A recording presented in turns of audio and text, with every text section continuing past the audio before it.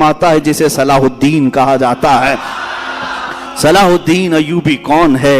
एक वो मुजाहिद है, सिपाही था और नूरुद्दीन जंगी की तरबियत में रहने वाला, कशा कशा चलता था। बसा औकात ऐसा था कि खानदान अलग था, बड़े लोगों का, पैसे वालों का खानदान था, लेकिन अल्लाह जिसका दिल बदल ले और जिसको काम पर लगाए तो फिर दुनिया के तमाशों से उसका जी उठ जाता है। वो निकला।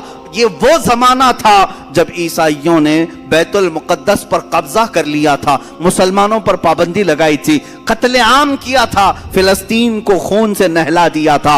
उस वक्त ये खबरें फैलती थी। बगदाद में किसी और की खिलाफत थी, मिस्र में किसी और की थी, शाम में, यमन में, इराक में अलग अलग खुलफा मौजूद थे, लेकिन बस यही कि सो रहे थे या अपने हरम खानों में औरतों को रखे हुए। बहुत सारे अलग अलग इस्लामी खुलफा में भी बाज अय्याशियां आईं। उस जमाने में ये उठता है एक सिपाही जिसकी रातों की नींद बेकरार है और उसका चैन और सुकून खत्म हो चुका है। सिर्फ एक ही सोच कि क़िबले अव्वल अगर आज उन लोगों के हाथ में है जहां से मेरे आका की मेराज हुई, जहां मेरे आका ने हजारों अंबिया की इमामत की, वो अगर आज हमारे दरमियान नहीं है तो फिर हमारी कोई इज्जत बाकी नहीं है।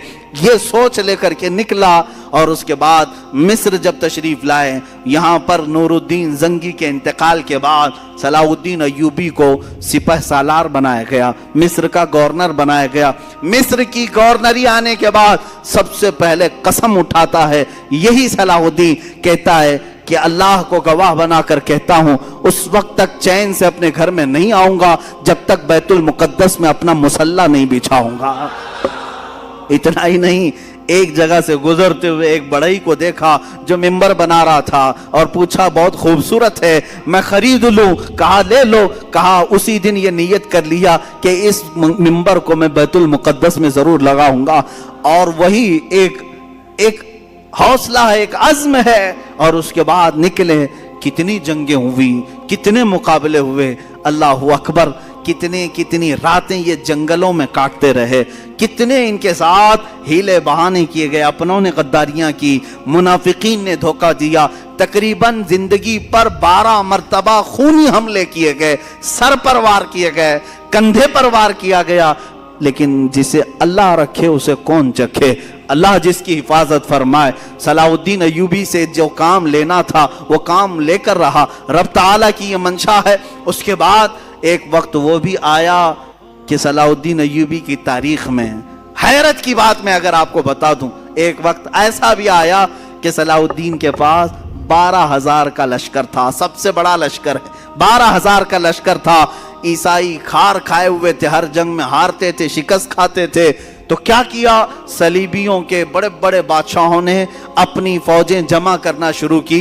इतनी फौजें जमा की कि 4 लाख को पहुंच गई। और वो 4 लाख की फौज जब मुकाबले के लिए निकल करके आई, मुल्क शाम का इलाका था, सलाहुद्दीन से कहा गया अब ये मारका खून रेज है, कैसे 4 लाख आ रहे हैं, तुम्हारे पास क्या है? 12,000। सबको जमा किया मैदान में। पूछा सलाहुद्दीन अय्यूबी ने कि सुना है सलीबियों ने, ईसाइयों ने 4 लाख का मजमा जमा कर लिया है, ये खूनी जंग हो सकती है, हम 12,000 की तादाद में हैं, चारों जगह से अगर वो हमला आवर हो जाएं तो फिर हम मुट्ठी भर होते हैं, तुम्हारा क्या ख्याल है, हम ये छोड़कर चले जाएं या फिर मैदान में रहें? फौजियों ने जवाब क्या दिया? वो कहते हैं कि हम किसी ऐरे गैरे के सिपाही नहीं, हम सलाहुद्दीन के सिपाही।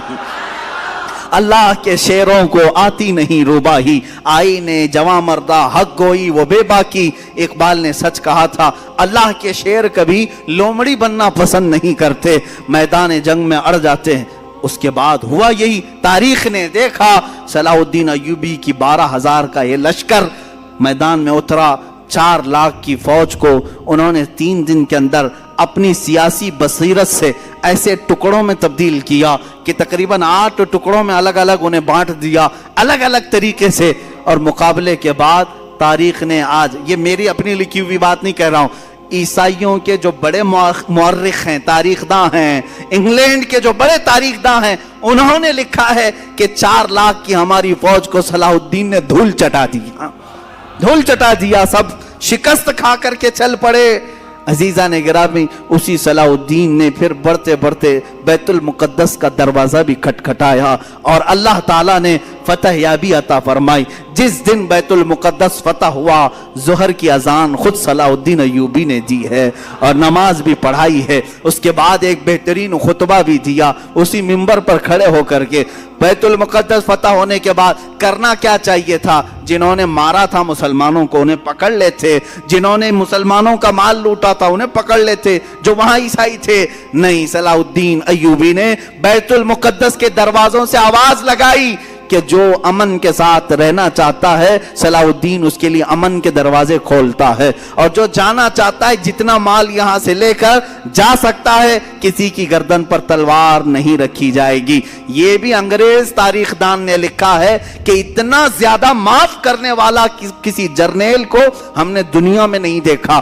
اور وہ ملک ناروے جہاں پر کٹر لوگ رہتے ہیں، ناروے اور ڈنمارک جیسے آج بھی یورپ کی کنٹریز ہیں، آپ کو حیرت ہوگی انہوں نے اپنے ملکی قانون کے اعتبار سے صلاح الدین ڈے منانا شروع کیا۔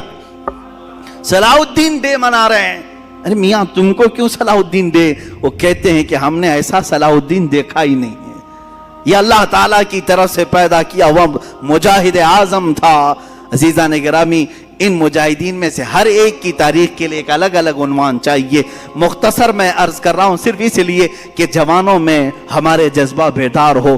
تم اس بات میں فخر کرو کہ تم جن کے وارثین ہو وہ کوئی بزدل قوم کے ہیرو نہیں تھے۔ الحمدللہ ہماری تاریخ میں کوئی ایسا ایرا غیرہ اور نتھو کھیرا نہیں ہے۔ اگر ہم تاریخ اٹھائیں تو آج بھی لوگوں کے سروں پر بجلیاں کون دیں گی، بجلیاں کڑکیں گی، اس لیے کہ صلاح الدین ایوبی کے بعد ہم نے تاریخ میں یہ بھی دیکھا ہے جس نے 3 بر اعظم، تقریباً دنیا میں 7 بر اعظم ہے نا، کانٹیننٹل افریقہ، ایشیا، یورپ، یہ جو 7 بر اعظم ہیں ان میں 3 بر اعظم کو اپنی طاقت اور اپنے اخلاق، اپنے کردار سے روشن کیا۔ اس ارطغرل غازی کو بھی ہم نے تاریخ میں دیکھا ہے، سلطان ارطغرل غازی رحمہ اللہ، ان کے جانشین سلطان عثمان غازی رحمہ اللہ، ان کی اولاد میں سلطان محمد فاتح رحمہ اللہ، ان کی اولاد میں سلطان عبدالحمید ثانی کو بھی ہم نے دیکھا ہے۔ ان کی مثالیں تم نہیں لا سکو گے۔ 3 بر اعظموں پر انہوں نے اسلامی عدل و